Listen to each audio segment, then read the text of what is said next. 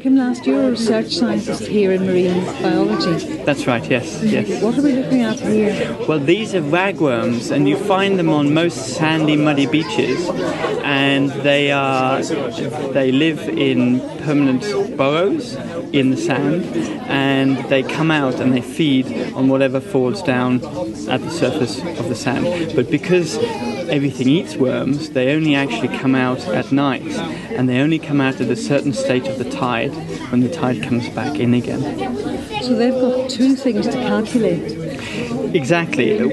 Because everything eats them, they actually need to have a very good biological clock, and that's what we're really interested in. That's what we're studying here at SAMS, in that they not only need to tell when it's day and night, which is important if you imagine you're living in a burrow in murky water, but they also need to be able to tell when the tide comes in, because they can actually only feed when the tide comes in. So we know that they have a circadian clock, which is the same clock and we have.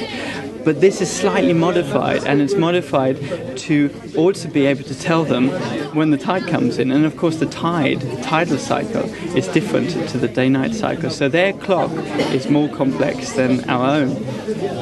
And given that they cannot safely come out during the day, yes. What do they do when the tide is coming in daylight? Well, what they normally do, if the tide is coming in during the daylight, some of them will actually come out. Make little fast forays. They'll make little fast forays and they will come out.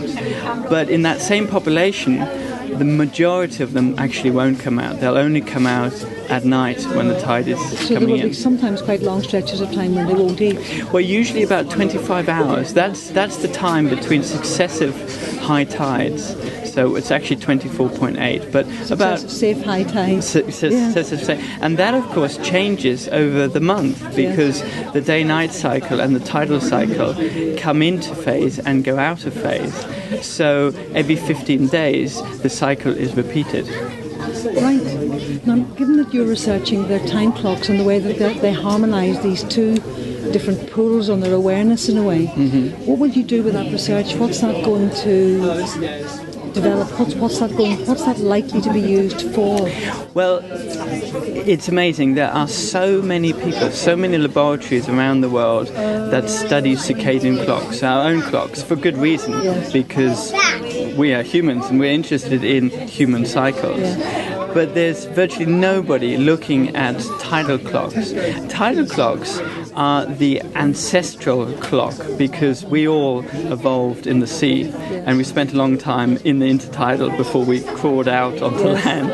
So chances are, and we have already tentative evidence, that there are genes which are involved in the tidal clock. But the tidal clock and the circadian clock, we think, is probably the same thing. It's just a slight modification. So what we'll learn about from worms we'll learn that there are genes involved in the tidal clock, but those genes will also be present in the circadian clock. So it will tell human circadian biologists a lot about the circadian clock. Let me see what you're doing. Oh, that's cute. Yeah, right. I think I make something really violent and totally unnatural. Henrik Stahl, you're a senior researcher here in sediment biogeochemistry. Yes, that's correct. Yeah. And we're standing beside what? We're standing beside a deep sea lander. Yes. It's kind of a robot that you can drop from the surface from the ship, and it sinks through the water column and lands on the seafloor. Thereof the name lander, because it lands on the seafloor, where it then starts to do measurements of various parameters, looking at, for example, the oxygen uptake of the sediments, the release of carbon and nutrients from the seafloor. Which is obviously important now. This is very important because the seafloor has an important role in the marine carbon cycle, because sooner or later the organic matter that is produced in the surface waters will end up, or parts of it will end up in the seafloor. And once it's reached the seafloor, it will become food for the organisms and bacteria living there.